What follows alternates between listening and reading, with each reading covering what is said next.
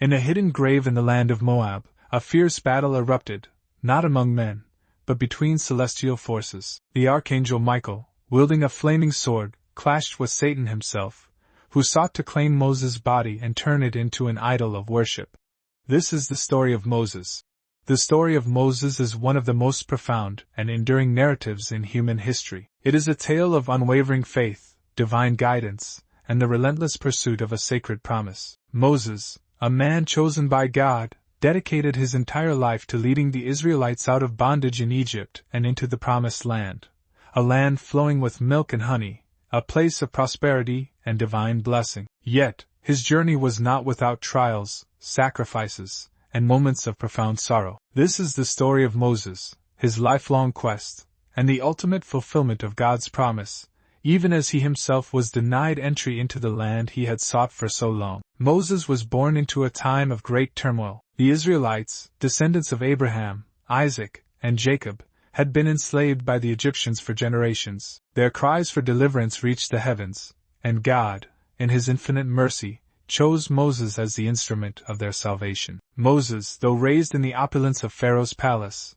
never forgot his roots. After fleeing Egypt following an act of defiance against an Egyptian taskmaster, he spent years in the wilderness of Midian, tending sheep and reflecting on his purpose. It was during this time that God revealed himself to Moses in the form of a burning bush, a bush that burned but was not consumed. From the flames God spoke, "I have seen the misery of my people in Egypt. I have heard their cries, and I am concerned about their suffering. So I have come down to rescue them and bring them up out of that land into a good and spacious land, a land flowing with milk and honey, the home of the Canaanites, Hittites, Amorites, Perizzites, Hivites, and Jebusites."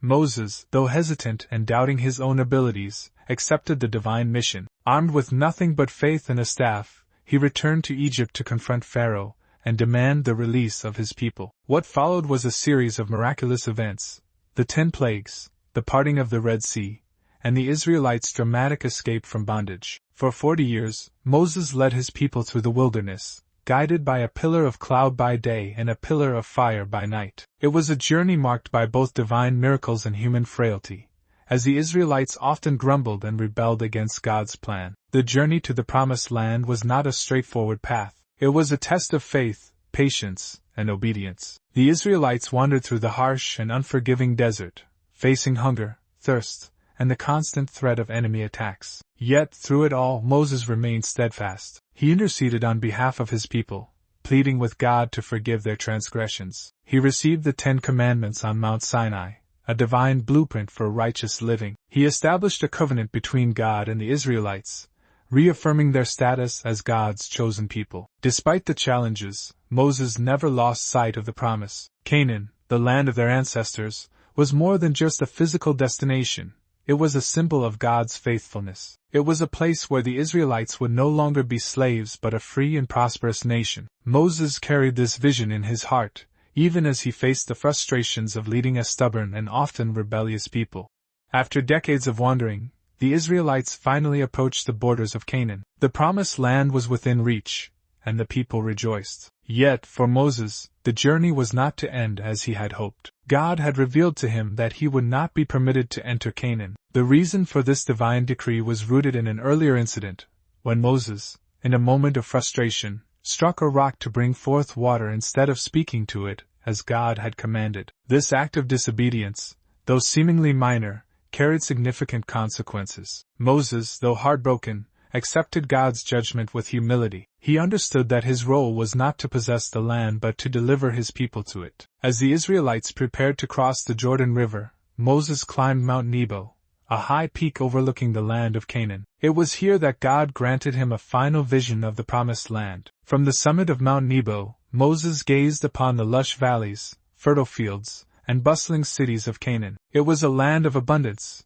just as God had promised. In that moment, Moses felt a profound sense of fulfillment. He had accomplished his mission. His people were free, and they would soon inherit the land of their ancestors. Though he would not set foot in Canaan, he knew that his life's work had not been in vain. As Moses lay on the mountaintop, his strength fading, he reflected on his life. He had been a shepherd, a leader, a prophet, and a friend of God. He had witnessed miracles beyond imagination and had spoken to God face to face. Now, as his final moments approached, he entrusted his people to God's care, praying that they would remain faithful and obedient.